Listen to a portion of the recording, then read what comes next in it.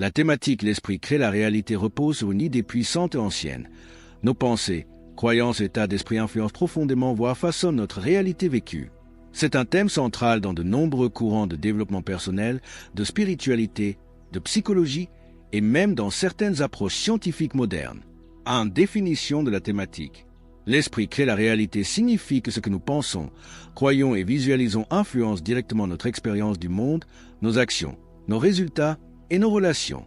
Ce n'est pas une magie irrationnelle, mais un pouvoir d'interprétation, de projection et de transformation du réel à travers notre mental.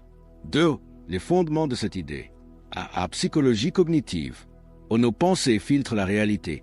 Deux personnes vivent le même événement mais l'interprètent différemment selon leur état d'esprit. Au le biais de confirmation, nous voyons ce que nous croyons. Nos croyances sélectionnent l'information qui les conforte.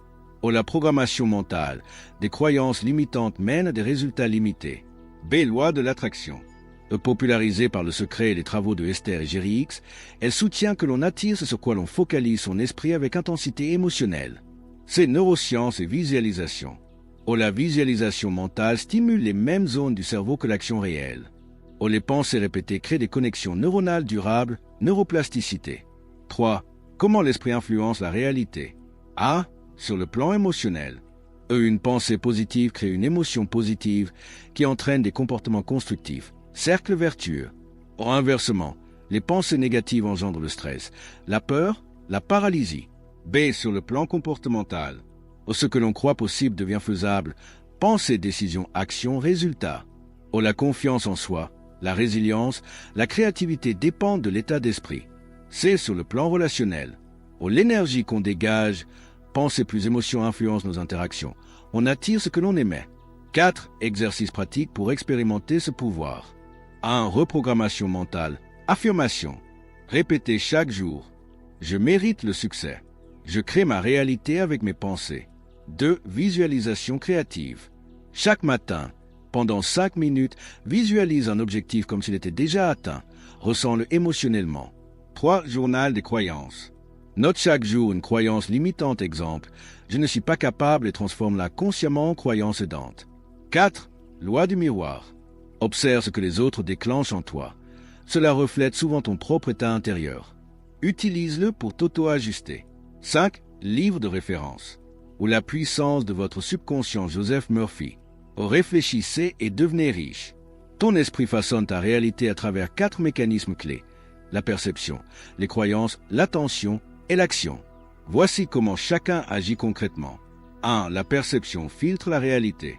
Tu ne vois pas le monde tel qu'il est, tu le vois tel que toi tu es.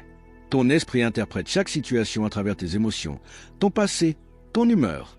Deux personnes peuvent vivre le même événement mais en tirer une conclusion radicalement différente. Exemple, une critique reçue. Une personne confiante y voit un conseil. Une personne anxieuse y voit une attaque.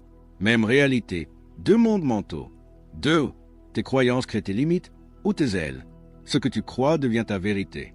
Si tu crois que tu n'es pas fait pour réussir, ton cerveau cherchera à confirmer ses croyances, biais de confirmation.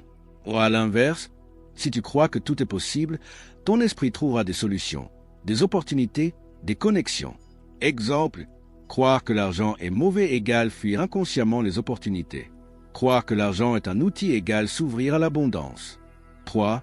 L'attention amplifie ce sur quoi tu te concentres.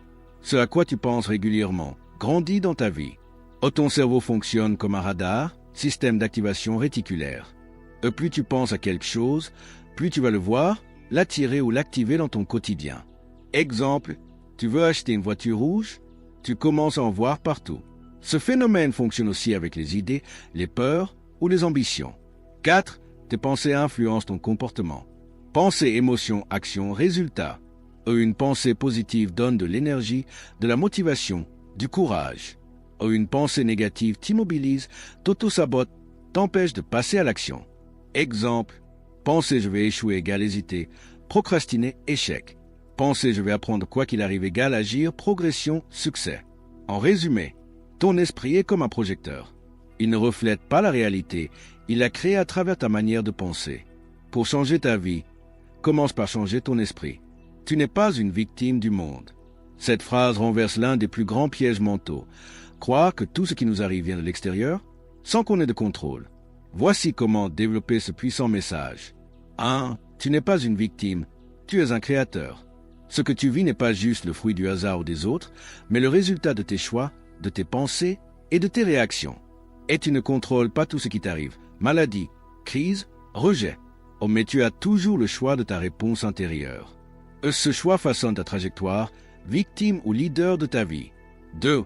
La mentalité de victime te ferme des portes. Ce n'est pas ma faute, je n'ai pas eu de chance, les autres sont responsables. Ce type de pensée enlève ton pouvoir personnel. Et elle te déconnecte de ta capacité d'agir, d'évoluer, de transformer. Conséquence, tu répètes les mêmes schémas, tu restes dans l'attente. 3. Reprendre ton pouvoir commence par une décision.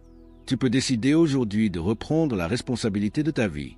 Cela veut dire, on ne plus accuser, on ne plus attendre que les choses changent toutes seules. Choisir de devenir l'auteur de ta destinée malgré les obstacles. 4. Changer ton monde intérieur change ton monde extérieur. Ta réalité commence à changer le jour où tu changes ta posture intérieure. Et tu passes de spectateur passif à acteur de ta vie. Et tu n'es plus dominé par ce que les autres pensent ou font. Et tu utilises tes épreuves comme des leviers d'évolution. Tu n'es pas une victime. Reprends le contrôle de ta vie maintenant. On t'a peut-être blessé.